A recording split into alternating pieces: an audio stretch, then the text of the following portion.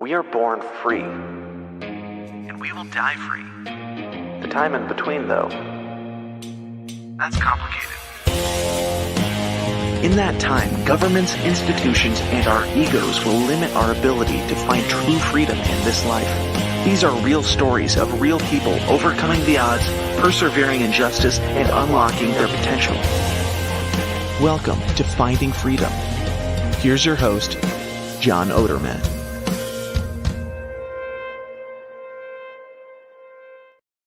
Hey, welcome back to another episode of Finding Freedom right here on the Lions of Liberty Podcast Network.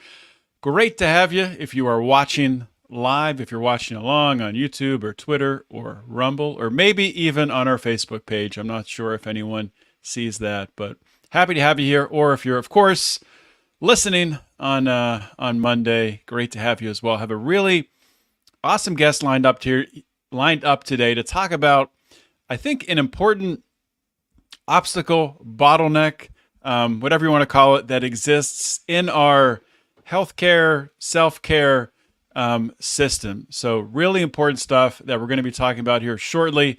I do want to take a moment to plug the new podcast series that I have been publishing, about 2 to 3 episodes a week on the Finding Freedom solo feed. So you can subscribe to Finding Freedom with John Odermatt to get my new podcast series called Pursuit of Freedom, which documents my pursuit, right now it's happening live, of becoming a full-time entrepreneur. So check that out. I'll be dropping a new episode there later today. Today's Friday, 8/23.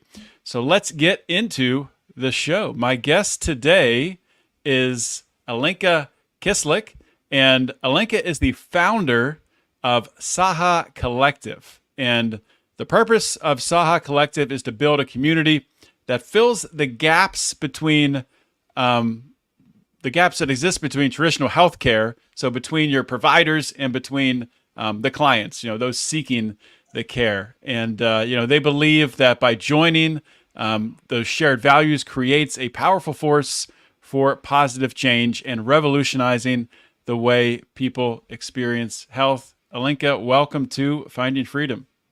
Hi, thank you so much, John, for having me. Well, thanks for coming on the show. And thank you to mutual friend Luke Tatum for helping to initiate this conversation, because, this content, I think what you're doing aligns so perfectly with what my audience is looking for.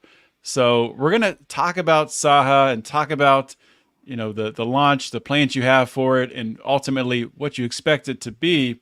But before we get to that, I think it's important to talk about your backstory and really what got you to this point today. So if you could share that with my audience, that'd be great. Yeah. So I spent over a decade, I guess, in the corporate world in terms of, grinding on the hamster wheel, if you will. Mm-hmm. My background is in building software. I started my career in video games. And then I moved on to putting Wi-Fi on airplanes, which was a fascinating journey. And then, I experienced some pretty terrible burnout.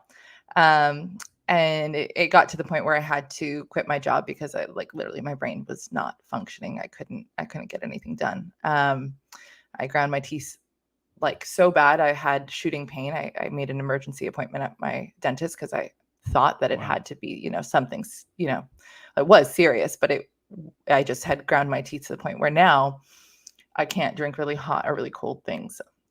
It hurts too much. And that's the permanent damage. And that's just the things I realized in the moment. Then about a year later, I stepped off a curb and I tore apart my ankle to shreds. And I had to advocate for myself to get an MRI. And as soon as I had it, they were like, oh, actually, never mind. We told you originally, if it doesn't hurt, keep walking. And now they're like, actually, don't put any weight on it for 3 months because you really tore it up. So, and I was listening to everything, I was told to do. Things were moving along, looking good. And then I retore my ankle about 4 months in. And then that kept happening about every 6 weeks to 3 months, and no one could give me an answer as to why. And it's funny how, burnout, you can't really function. You make some changes, but when you can't walk, you make a lot more changes. It really kind of have to. Yeah. Right. It's funny how those things change.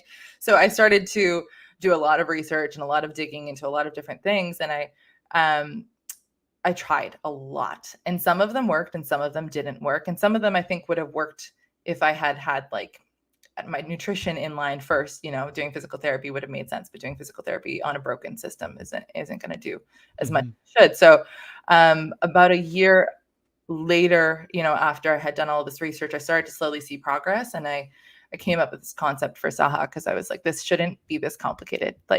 I'm not saying it's just a messed up ankle, air quotes, but if I have access theoretically to healthcare, it should give me those answers, right? And I just wasn't getting them. And my experience compared to a lot of people I've spoken with is not all that bad considering. And so, I decided to build something to kind of help fill those gaps and help people get answers to what they're looking for a lot quicker than exists in the current systems. Yeah. Well, I think we have a lot in common. I just also left corporate America pretty recently here, doing the full-time entrepreneur thing now.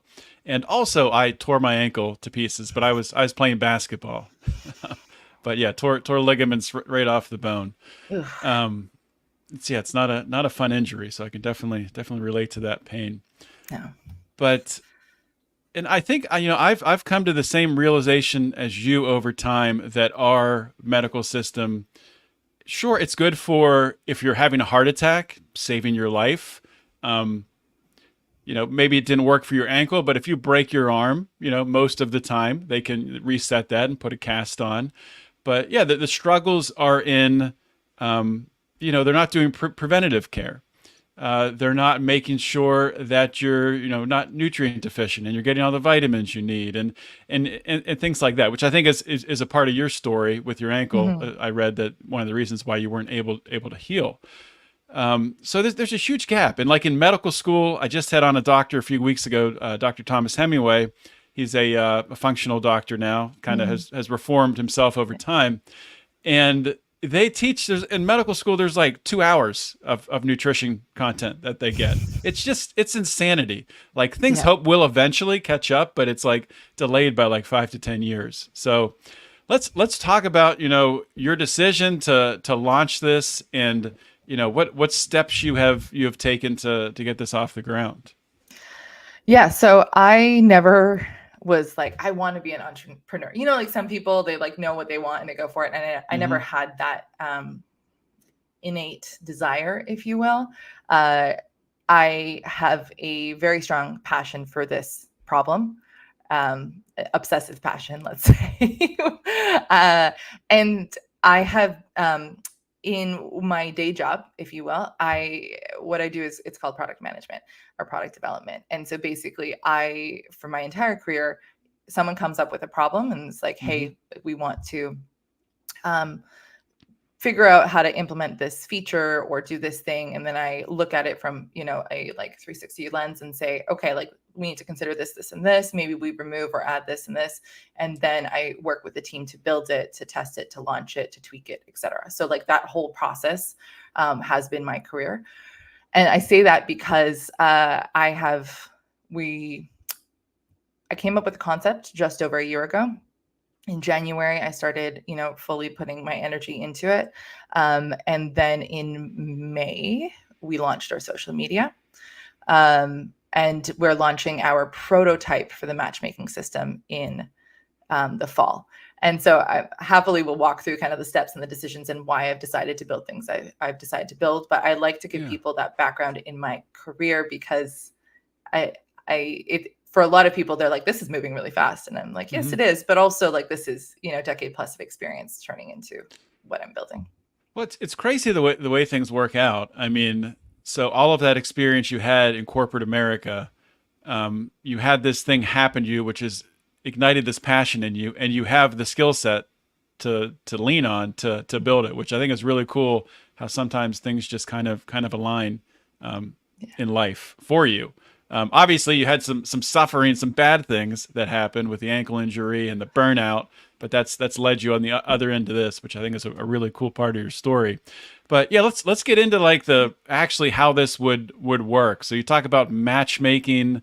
I'm assuming that means you're matching up your clients with your providers, and how does that work? Is it trying to find local providers? Is it all remote? Is it a mix? Yeah. So the matchmaking, if we can take a step back from like the local remote, because that is super valid. But what I noticed, and then with talking to a lot of people, is there's a couple of disconnects in addition to what we were already talking about. One of those things is where are you at in kind of the healing? Like, do you just need relief? Because when you're super exhausted from like pain or the thing that you're going through, doing a super deep dive into the root causes for a lot of people is too much energy without getting some sort of relief. So we have this framework that walks through, like, you get your symptoms, you get relief, ideally. And then, if you're in a good enough place, you'll move through root causes. And we kind of go through like, and then doing the work, because a lot of times it does require change. And we align people who need something in that a certain point. So maybe you're just like in the relief phase, you just need to feel better for a minute, with providers who specialize in that, right? Because I think what I've seen a lot is you're like, oh, I found this person and they're gonna, help me fix all my problems. And that person comes in and says, you need to sleep a lot more than you are. You need to change your entire diet, you need to cut out coffee, cut out alcohol, whatever it is. And people are like, dude, I'm not in a place where I can do that right now. Right. And then it doesn't feel good on either side, right? Because that provider is trying to help, and that person is like, that doesn't work. So we start there, we align based on kind of where you're at. And then we align based on values, right? So if someone, and values kind of touch a lot of things, but if you are looking for something more the conventional side of things versus more of the like open to the universe, right?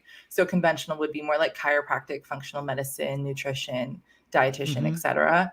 And then like open to the universe would be more leaning towards like breath work and Reiki, and a lot of other things that are more alternative, right? Because if someone's super alternative and you're not, it's not going to work, right? So we kind of align based on that, and then we align based on symptoms, things like worldview, right? Political beliefs, your like any religious beliefs. If you are dealing with something that is like pertaining to being married or pertaining to being like a parent, etc. Like let's match you with someone who's also gone through that, because they get it in a way that no one else is going to get it, right? So we do all of that, and then we include what you were talking about, like virtual, remote, location, the times that they're available, pricing, etc.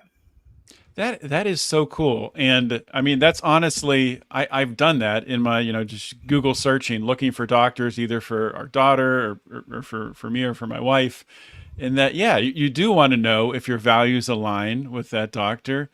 We ended up leaving a pediatrician for our daughter because our values did not align, which, that happens. I mean, it's not like we just didn't want to go there anymore. And that's fine. That's the way things work out. But to have that built into a software, I think is awesome. So would it be like a questionnaire that people are populating as they sign up? Yeah, so it'll be a questionnaire right now. I'm looking at doing something really cool. I'm saying this on a live podcast. Don't tell anybody. Don't tell anybody. But my dream is, and I don't know when we're going to be able to do this, but I don't think it's going to be that far in the future, is to do like a voice inputted AI system. So you're talking into like the mic of your phone or your computer or whatever, and you'll get prompts like, talk about how you're feeling, what you're going through, et cetera. And instead of you filling out a form, you would just talk to it, and hopefully that would make it more accessible for people. A lot of people hate filling out forms. I'm included on that, right? And just make it a little bit easier.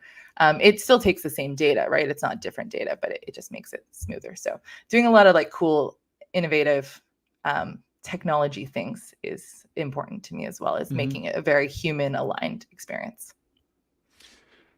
Yeah. And, one thing I think there's definitely still a hiccup, I think, with a lot of people when it comes to healthcare, that the insurance industry, right? Health insurance.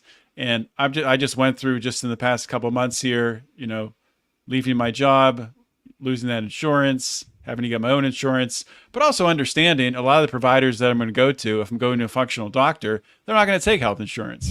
So is there like an educational gap, or do you think there's a need to really inform people that, sure, they're not going to take your health care, but you're going to get more treatment catered more to you, more personalized treatment? Yeah, I think something that we don't realize is that, we realize it when you think of like insurance for your car, right? You Mhm. know that insurance for your car is primarily for the insurance company, and like you need it legally, and like hopefully in the worst case scenario, it covers you, Right. right? Health insurance companies in a lot of ways are built very similarly. The average amount of time that someone gets with a doctor is 7 minutes. I mean, I don't know about you, but 7 minutes isn't enough time to really get into anything. Let me share a very quick story, because I almost never go to the doctor, and I just had to go this past week. Right now I'm uninsured.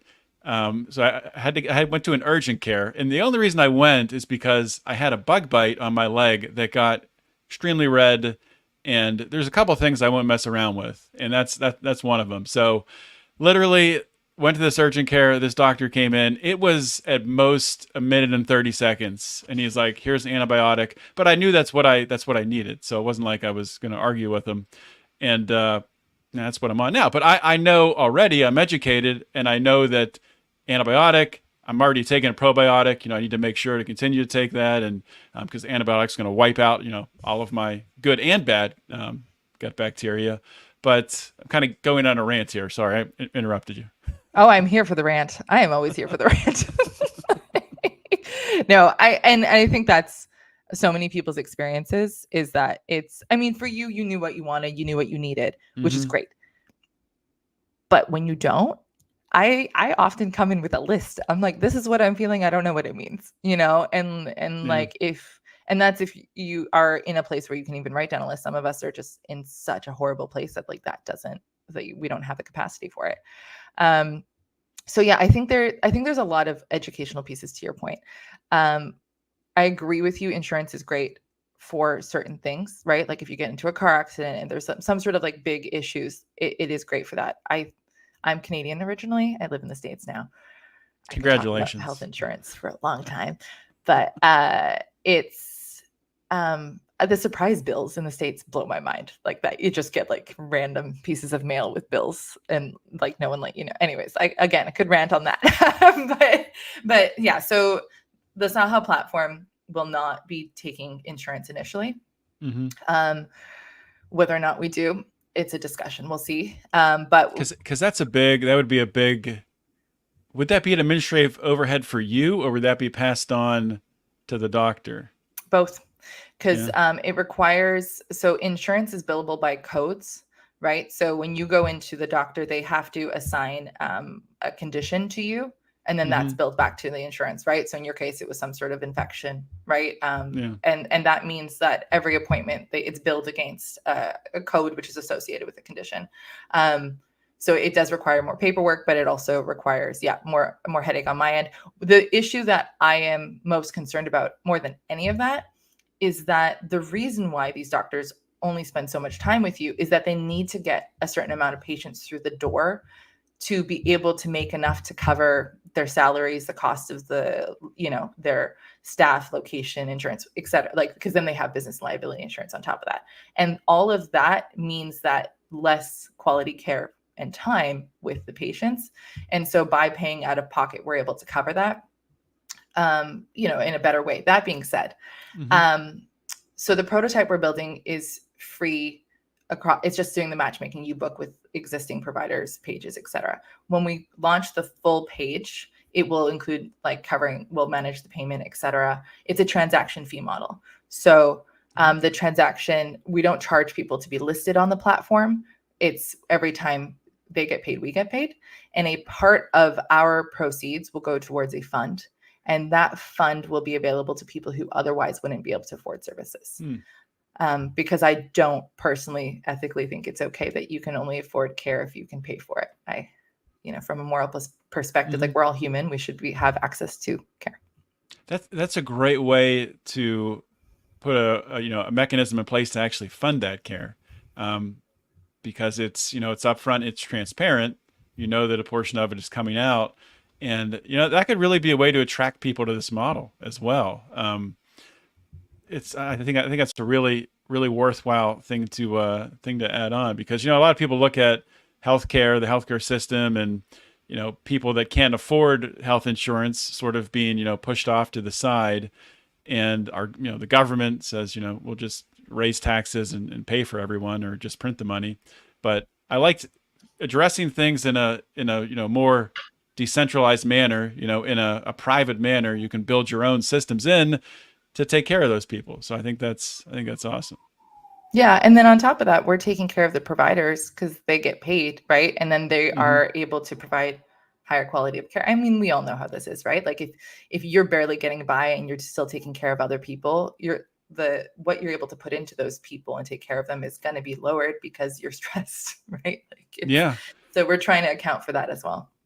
So what kind of feedback are you getting from providers and from potential users, clients? Yeah. The number one line that I hear over and over again from people who do not know each other is, "This is so needed." I hear it over and over again. I think the number one feedback is like, well, when is it going live? Is it global or is it just US based? I guess I should answer all these questions too, right? Do you accept health insurance, which we already addressed? And then like, when are you going live and what conditions are you covering? So those are kind of like the biggest questions. Okay. So I'll start with the last one. So we're going live with that prototype, like I mentioned. It doesn't cost anything for anyone, and providers can sign up today. It's about 7 minutes to fill out the intake form. And that will just connect people based on the same matchmaking system that we were talking about to providers' existing websites, Instagrams, whatever they use. That will be live in a couple of months. And then the full version that includes a payment, et cetera, will be live next year. I think the thing that I didn't mention as much is, so providers get into this to take care of people, right? Like that's the whole point. But in order to take care of people, you need to set up a website, figure out how to do marketing, awareness, outreach, and then manage all of your administrative backend, right? Like find, if you're doing virtual, like HIPAA compliant video chatting, figure out how to manage payment processors, et cetera. So one of the goals of Saha is to eliminate all that overhead so that providers can just spend more time and energy on their clients. And so we're taking care of all of the marketing and the awareness, as well as all the administrative pieces. So that was one of the questions. I think I said, is it worldwide or not? Is it US or expansive? That was the other one.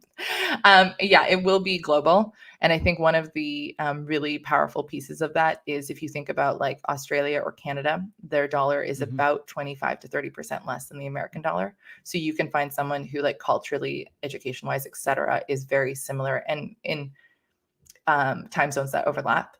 And you're paying less than what you would pay in the States. That is cool. So you'll be able to find providers outside of the US. That's very cool. Yeah, there's certain things that are regulated to certain states and stuff, but there are a lot that are not. Or like, for example, therapists are generally licensed per state, but then they do life coaching globally, which has limitations. Like, it's not the same, but I think there's more than we realize. Yeah. Very interesting. So we are almost out of time here, but before I let you go, I just wanted to give you an opportunity. When I have people on, I don't know everything to ask. I try to ask the best questions I can. Is there anything that I missed that is like super important that you should share to let people know? Or is there anything that, just is important to double down on to really drive this message home? Yeah. So the one thing I didn't share yet is our first target condition is going to be burnout. 50 to 80% of the US population has or will experience it. It's 25% globally. And that is very interrelated to chronic stress, fatigue, and chronic pain. So often a lot of our chronic pain is actually related to burnout or stress. And so it's all this like interwoven piece. So that's the focus of the providers we're going to be launching with to start.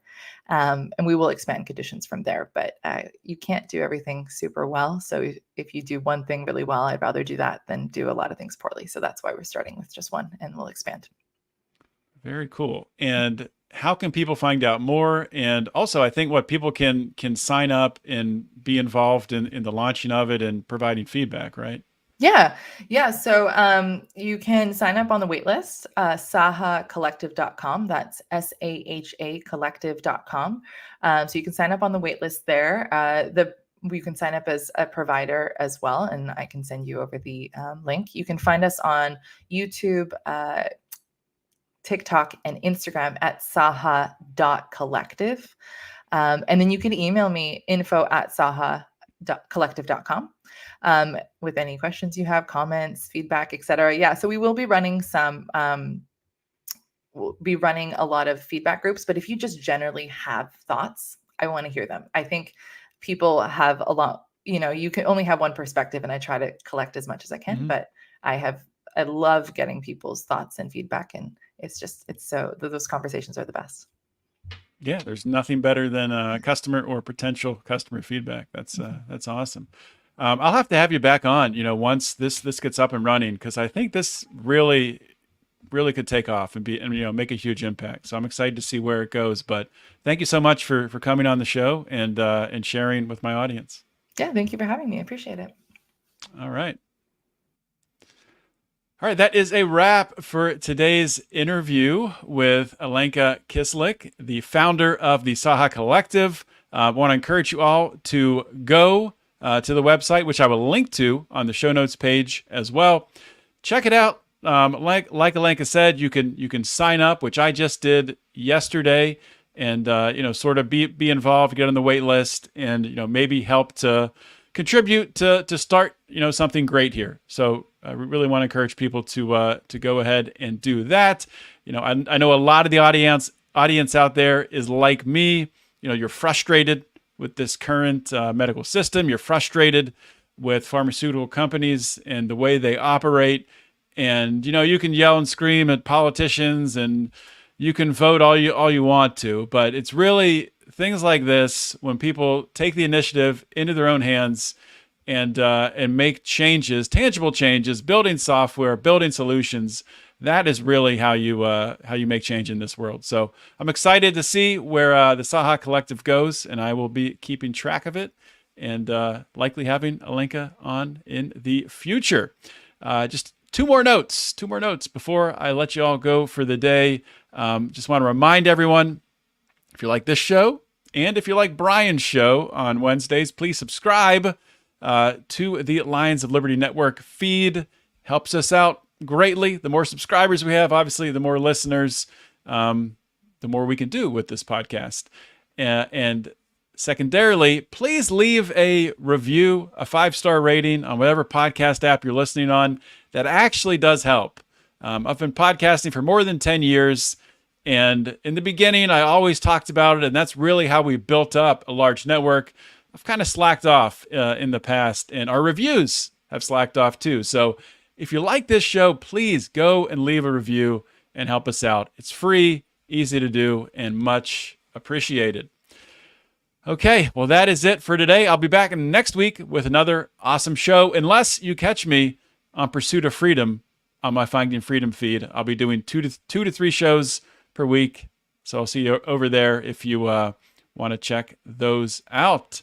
So until then, or until next week, remember to keep your head up and the fires of liberty burning.